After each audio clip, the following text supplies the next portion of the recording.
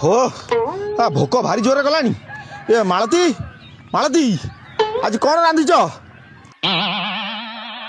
ତମେ ପଚାରୁଛି ପରା କ'ଣ ରାନ୍ଧିଛ? ଏ ଜଡ଼ା ହୁଣ୍ଡା ଭଳିଆ ହାତ କ'ଣ ହଲଉଛ ଖାଲି? ପୁଣି ହଲେଇଲା। ଆରେ ନଟ ତୋ ବୋଉର କ'ଣ ହେଇଛି କିରେ? ତା ଦେହରେ ଡାହାଣୀ ଫାଣି ଲାଗିଛି ନା କ'ଣ? ନା ନା ବାପା କିଛି ଲାଗିନି।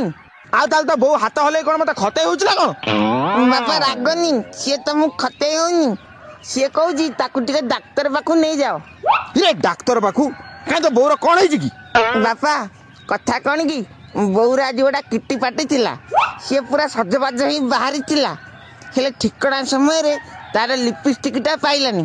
ତ ମତେ ପଚାରିଲା, ଆରେ ବାପା ନଟ ତୁ ଲିପଷ୍ଟିକ ଦେଖିଛୁ କି? ମୁଁ କହିଲି ହଁ। ଆରେ ସେଠୁ କ'ଣ ହେଲା? ବାପା ଆରେ କହୁନୁ କ'ଣ ହେଲା? ମୁଁ କହୁଛୁ ବାପା ବୋଉ କହିଲା ଲିପଷ୍ଟିକ, ହେଲେ ମୋ ପୋଡ଼ା କାନଟାକୁ ଲିପିଟା ଶୁଭିଲାନି, ଖାଲି ଷ୍ଟିକ୍ ଶୁଭିଲା। ତ ମୁଁ ଭାବିଲି କାଲି ନଗଦ ଯୋଉ ଦୋକାନରୁ ଫେଭିଷ୍ଟିକଟା ଆଣିଛି ବୋଉ ବୋଧେ ତାରି ବିଷୟରେ କହୁଛି। ଆଉ ତ ମୁଁ ତାକୁ ଫେଭିଷ୍ଟିକଟା ବଢ଼େଇ ଦେଲି, ଆଉ ସିଏ ତାକୁ ଲିପଷ୍ଟିକ ଭାବି ତା ଓଠରେ ମାରିଦେଲା। ଆଉ ତା ପରଠୁ ତା ପାଟିରେ ସଟର ପଡ଼ିଯାଇଛି। ଆଉ ସିଏ ଖଣ୍ଡଗିରି ମାଙ୍କଡ଼ ଭଳିଆ ଖାଲି ହାତ ଗୁଡ଼ା ହିଁ ହଲଉଛି। ଆରେ ଚଣ୍ଡାଳି ଇଏ କ'ଣ କଲୁ ତୁ?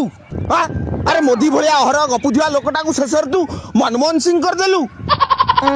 ବାପା ମୋର ଭୁଲ ହେଇଯାଉଛି, ମତେ ମାରନି ପ୍ଲିଜ, ଛାଡ଼ିଦିଅ ମତେ, ପ୍ଲିଜ ମତେ ଛାଡ଼ିଦିଅ। ଆରେ ନାଇଁ ବାବା, ଆଜି ପ୍ରଥମ ଥର ତୋ ଜୀବନର ଗୋଟେ ଭଲ କାମ କରିଛୁ। ତୁ କେବଳ ମତେ ନୁହଁ ବରଂ ଆମ ଆଖପାଖ ପଡ଼ିଶା ସମସ୍ତଙ୍କୁ ତୋ ମାର ମାଇକ ଭଳିଆ ପାଟିରୁ ବଞ୍ଚେଇ ଦେଇଛୁ। ଆଉ ଏଇ ଖୁସିରେ ଯାରେ ପୁଅ 10 ଟଙ୍କା ନେଇଯା, ବଜାରରୁ ଆଇସ୍କ୍ରିମ ଖାଇଦେଇ ଆସିବୁ ଯା। ଥ୍ୟାଙ୍କ ୟୁ ବାପା, ଥ୍ୟାଙ୍କ ୟୁ।